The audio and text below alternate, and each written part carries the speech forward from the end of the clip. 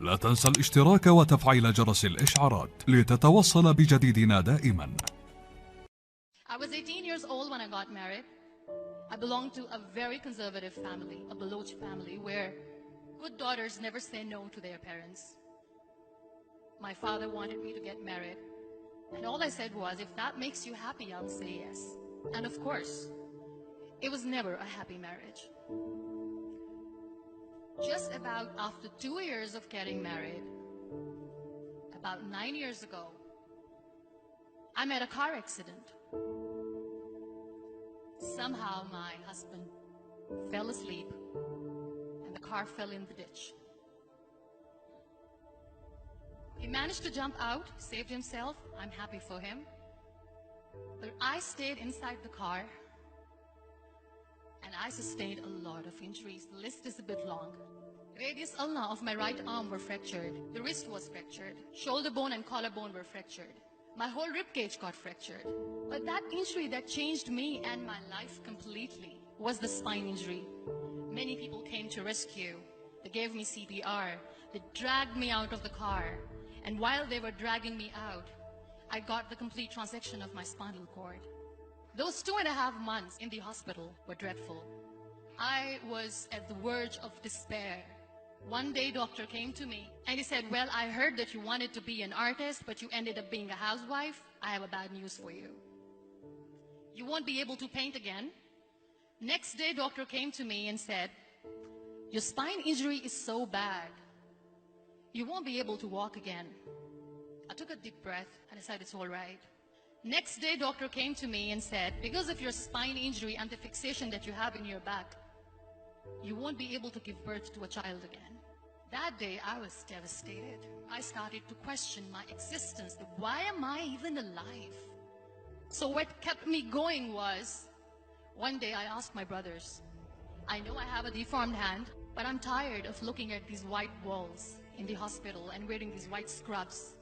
Bring me some colors, bring me some small canvas. I want to paint. So the very first painting I made was on my deathbed, where I painted for the very first time.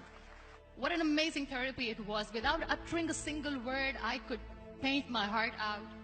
I could share my story. People used to come and say, what lovely painting. So much color.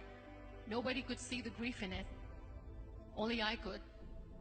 And that day I decided that I'm going to live life for myself.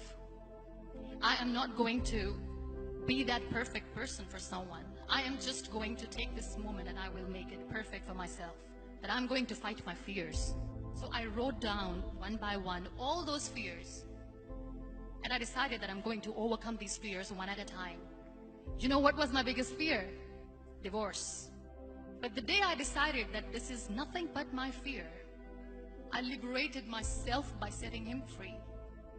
And I made myself emotionally so strong that the day I got the news that he's getting married, I sent him a text that I'm so happy for you and I wish you all the best.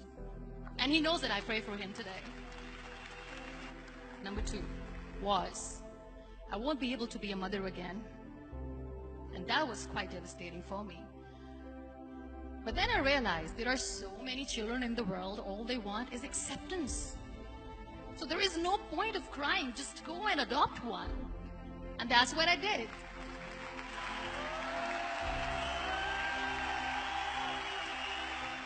I gave my name in different organizations, different orphanages, and I waited patiently. 2 years later, I got this call from a very small city in Pakistan. I got a call and they said, are you Muniba Mazari? There is a baby boy and would you like to adopt? I could literally feel the labor pain. I said, yes, yes, I am going to adopt him. I am coming to take him home. And that day, I was 2 days old, and today he's 6. You know, when you end up being on the wheelchair, what's the most painful thing? People think that they will not be accepted by the people because we, in the world of perfect people, are imperfects. So I decided to appear more in public, to join the national TV of Pakistan as an anchor person. I became the National Goodwill Ambassador for UN Women Pakistan, and now I speak for the rights of women, children. I was featured in BBC 100 Women for 2015. I'm one of the Forbes 30 under 30 for 2016.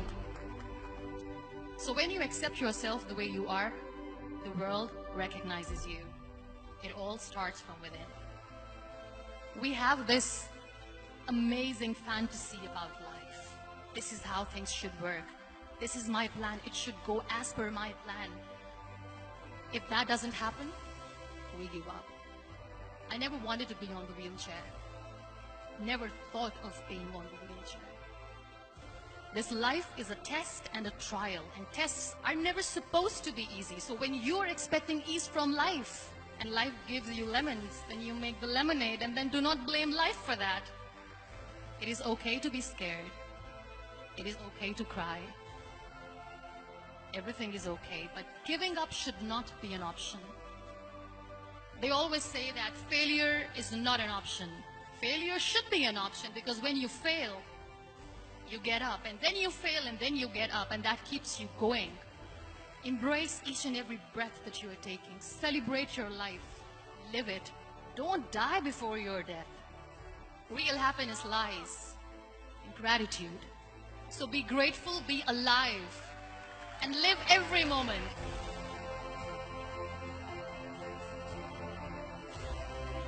شكرا للمشاهدة.